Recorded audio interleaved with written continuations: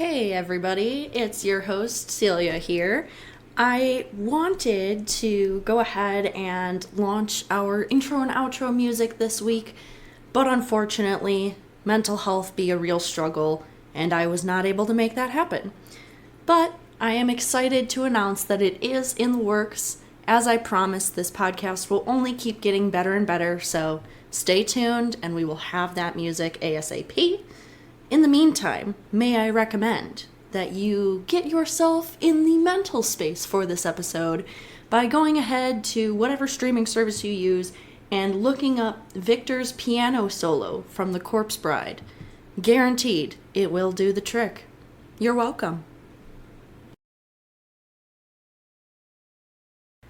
Hello, honey crowd, and welcome back to our second episode. I'm very, very excited to be joining you here in the spookiest of all months, October. It has long been one of my favorite times of the year, especially because Halloween, arts person, kind of goes hand in hand. But I have always been one, if I can get a little personal here for a moment, who has just loved the performative nature of Halloween. Like, I'm one of those who builds her own costume pieces and paints and sews and spends 6 hours doing makeup every Halloween. I always have been. My mom used to, I think it was a love-hate challenge that she had with my desire for unique costumes every year growing up.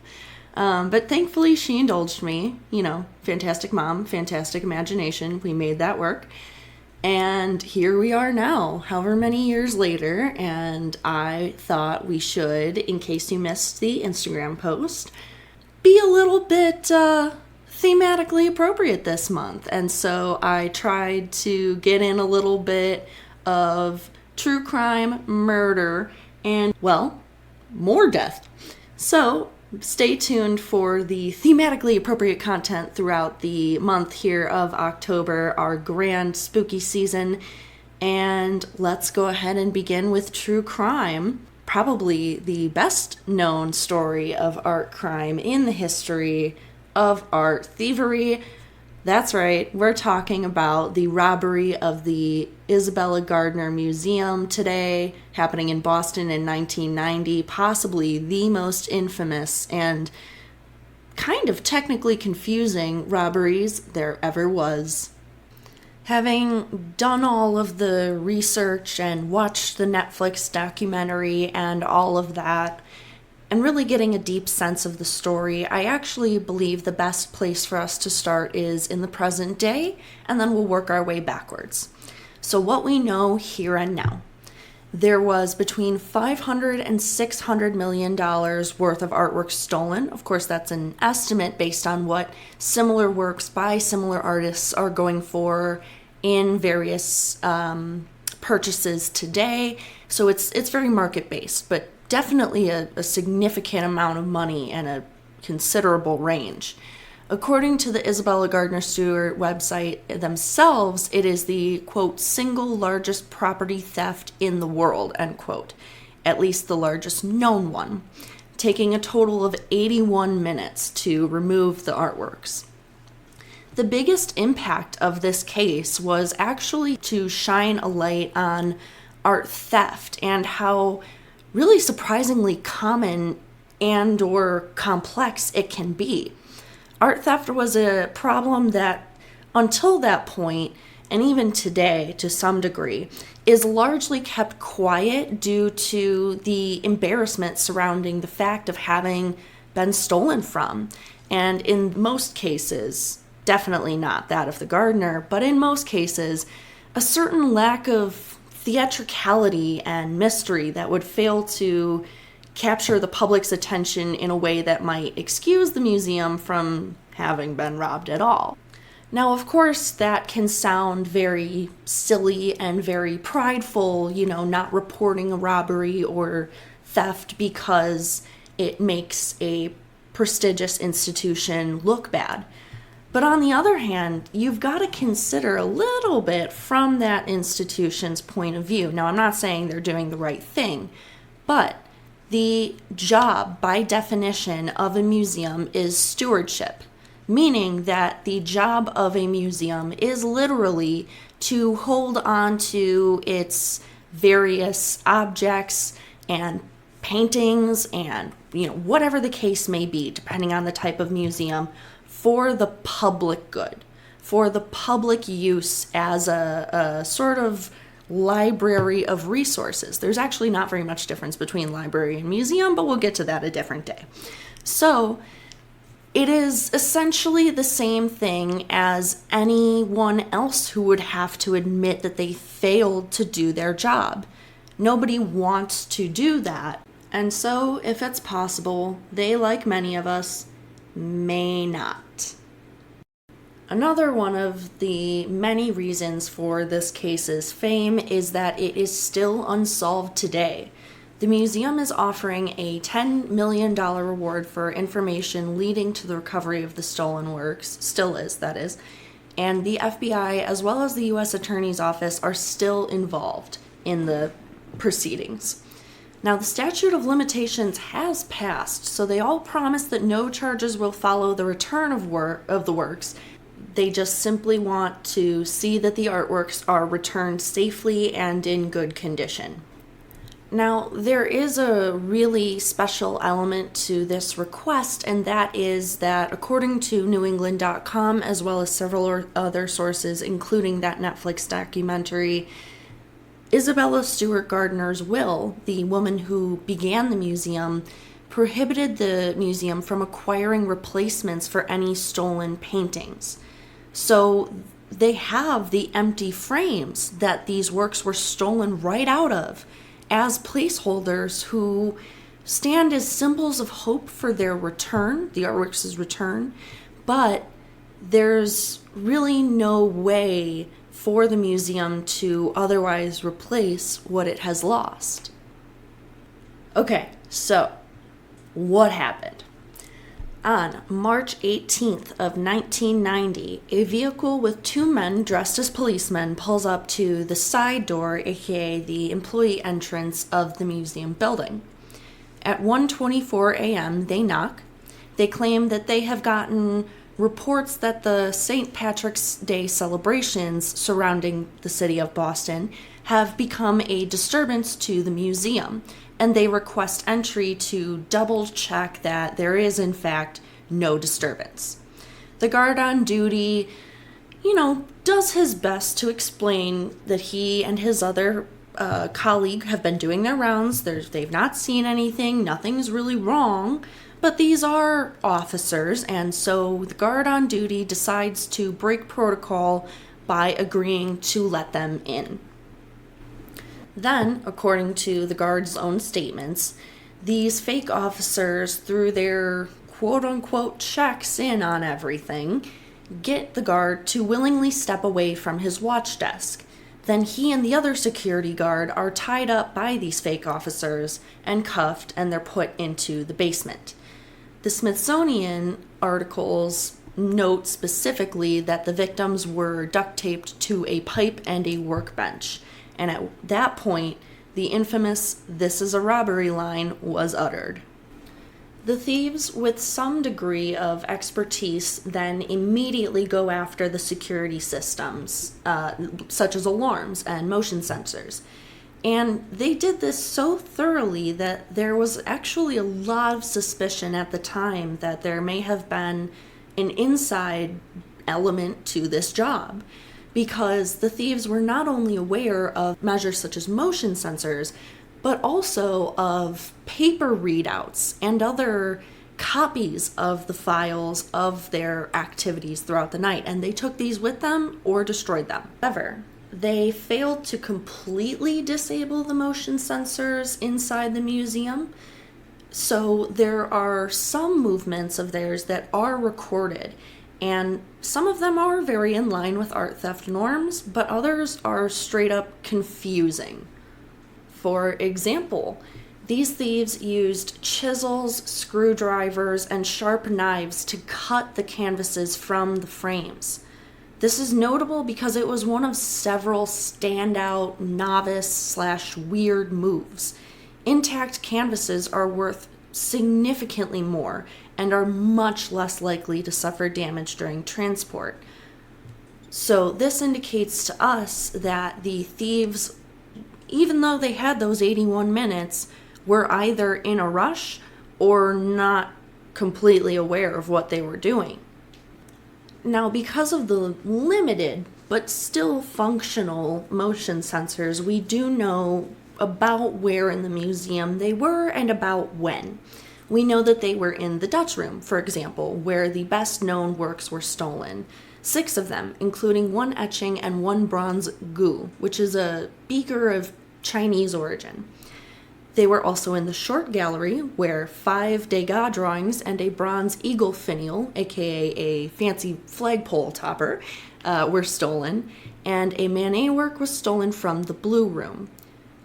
The thieves left with the 13 artworks 81 minutes later at 2:45 in the morning, taking 2 trips to move all of the pieces out to their vehicle.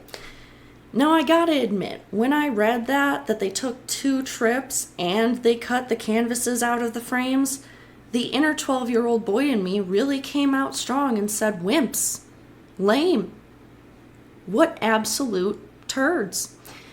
But that could also be just the knowledge that, they took their time and they didn't even do it right.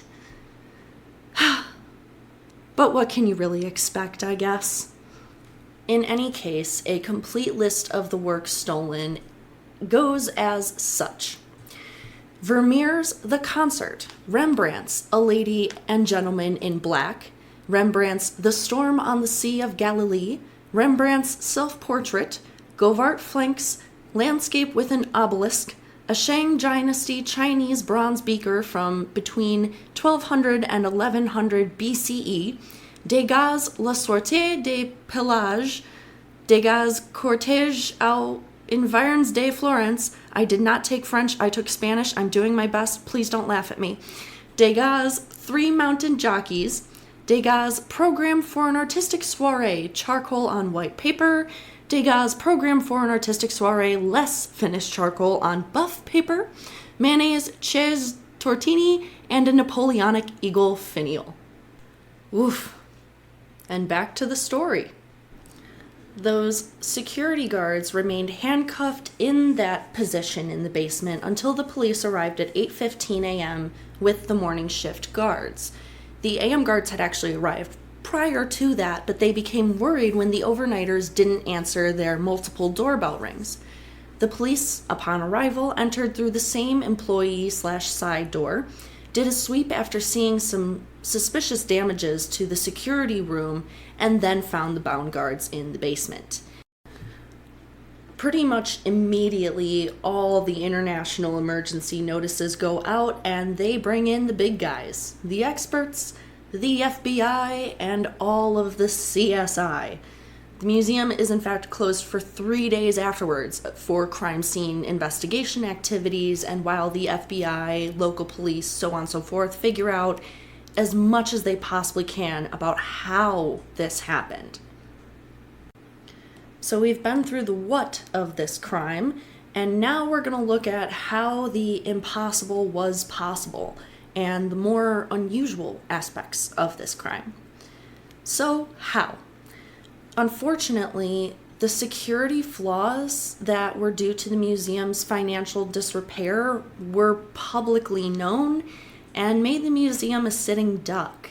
Everything from electrical problems to technical security problems, and even design/architectural flaws which would allow for easier robbery, such as windows that were very close to the ground, open roofing, such, just made the museum really low-key insecure.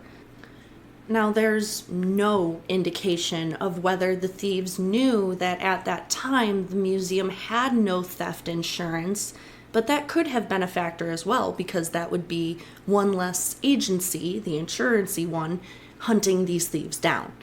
Now, the museum had no theft insurance because of the aforementioned will caveat prohibiting the museum from acquiring replacements for stolen paintings, but also the premiums would have just been insanely high, what with all of those Degas and other big names that I just mentioned. These are very valuable artworks, and as great as insurance would have been, it simply was not situationally feasible. Was obtained from newengland.com. Some other methods that these thieves may have used in order to take advantage of the museum in order to pull this thing off would have been potentially to use women scouts or other means of quote-unquote inconspicuous scouting, which would be a contradictorily smart or normal for experts move compared to the other oddities of this case. Again, things just don't really add up overall in this robbery.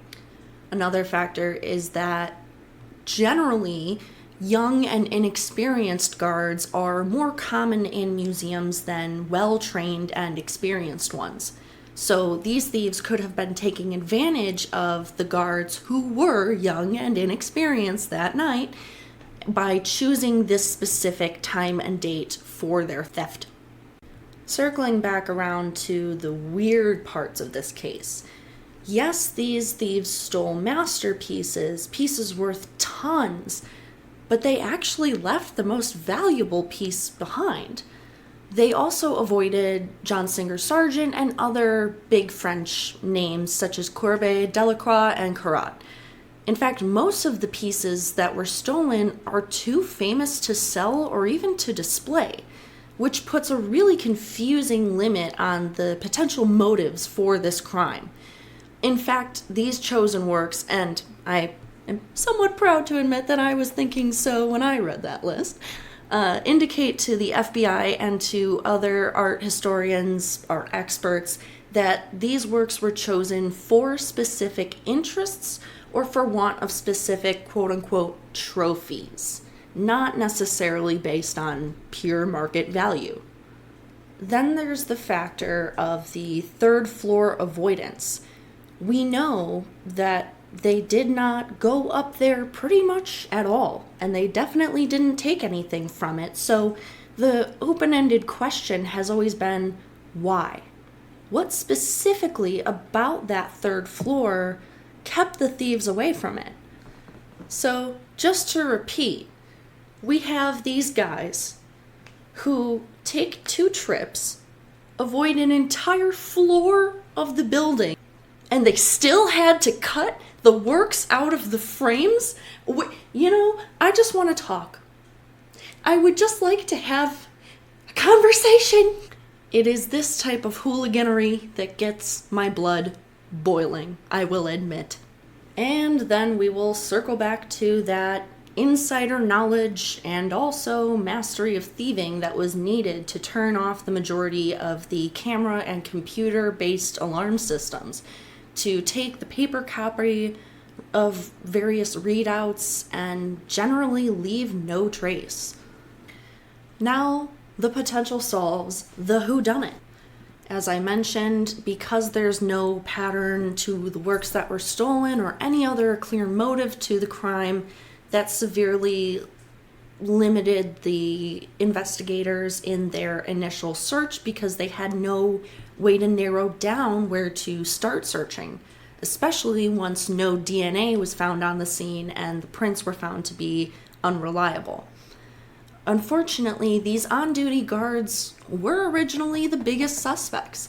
There were lots of concerns raised about the manner in which they were bound, the large time frame that they were left alone, and especially that insider knowledge use in disabling the security systems, as well as the complete knowledge of the museum's layout and potentially even the works' values. All of this knowledge was clearly indicated by the other parts of the crime that we've previously discussed, but again, they were big red flags for investigators. After a few years, the guards were acquitted of all suspicion. Whoever ferreted these works away, unfortunately, did a great job. The suspicion by experts quickly became, because there was just no trace of these works, that they were probably transported via crime networks throughout New England, especially, they think, through Connecticut and Philadelphia, but were lost after that. The experts believe that this was probably mob or crime related, done by experts in stealing, but not particularly art theft. Hence the randomness of the works taken, the mixture of expert and novice moves, so on. And they also suspect that there may have been actually even more people admitted into the museum to help with this theft after the guards were tied up in the basement. Because even though they had 81 minutes and they took 2 trips, these guys still just, for whatever reason, didn't quite seem to be able to fit the bill of robbing the museum so thoroughly in that time frame. And so even though it happened back in 1990, all of these factors combined meant that even up until 2013, the investigators and experts alike involved in this case really didn't have much to go on and really didn't have much solution to give. There just was very little that could possibly be done based on the lack of evidence, the lack of DNA, so on and so forth. However, Nora McGravy reports in a Smithsonian article that, quote, in 2013, the FBI announced that it had identified the 2 thieves with a, subquotes, high degree of confidence. In 2015, the organization revealed the names of its primary suspects, George Restfielder and Leonard DiMuzio, 2 associates of the late mobster Carmelo Merlino. Both resembled police sketches of the criminals and died within 1 year of the heist, end quote. I suspect that has to do with the whole 2 people can keep a secret if one of them is dead mentality, but I'm not in the mob, so I really can't say. Other articles that I used as research for this episode note that also in 2015, although it's unclear if the 2 are connected, public assistance was sought to identify a suspicious man and vehicle seen entering the museum via that security guard door almost exactly 24 hours before the crime and who was again present during the crime. So that may have been in relation to the 2015 FBI reveal of those 2 primary suspects, but unfortunately I was not able to find anything that confirmed or denied that. There's simply reports that public assistance was sought in 2015 to ID this man and vehicle. If anything, though, this suspicious man and vehicle combination supports the idea that there may have been more than 2 people involved in this robbery. And finally, there was an Art News article stating that in 2022, a man named Jimmy Marks, who is a convicted bank robber and an associate of 2 longtime people of interest in this case, Robert Granti and Bobby Donati, reportedly bragged about the crime and hiding the artworks. Now, it's unclear who he bragged to and if he mentioned any of the specific works by name, and unfortunately, like that brief bit in 2015, there's just no further updates on that situation. I gotta admit, I'm a little disappointed in how open-ended this case still is. Even though it's fun to theorize, I would have loved to know whether the artworks are even still in the United States, if they're intact, if they're across the ocean, because really, the only people who know are the people who know. And I would like to be one of them. I'm sure we all would. And even though that's not necessarily the note that I was hoping to leave it on, that is the note that this case is on. It's a big fat question mark where anyone can come up with any conspiracy theory they like. I really do, however, believe in the theories presented by experts that these works were chosen because of personal interest and that this job was not done by experts in art theft, but just experts in theft in general because of all of these things that don't line up, things that cause damage to the works that were there, that were taken, so on and so forth. And so I would actually really love to hear back from you guys. Shoot me a DM with your own personal favorite conspiracy theory surrounding the Gardner Museum robbery. And if you happen to find any updates on either that Art News article or that 2015 public assistance notification, please also let me know, because I really want to see this thing through. But as a fun little exercise, I thought I would leave you all with a question. If you somehow, and I'm not going to ask questions because snitches get stitches, but if you somehow came into the possession of a work as famous and as stolen as something out of the Gardner Museum, what would you do with it? Since you can't sell it and you can't publicly display it, where would you put it? What would you do? Go ahead and let us know, and we will see you next episode. We're going to be going straight into the gory side of Halloween, the slasher side, if you will. We're going to be looking at Artemisia Gentileschi's Judith beheading Holofernes as part of the evolution of the story of Judith beheading Holofernes in art history, and things will, in fact, get bloody. At least in our conversations of parabolic arcs. But stay tuned and keep on keeping on. Happy Halloween. This podcast was created, produced, written, hosted, edited, and fact-checked by Master's graduate Celia Bugno. Our upcoming music will be courtesy of Kelsey Weber. Don't forget to like, share, and subscribe on all of your favorite streaming platforms as well as your social medias.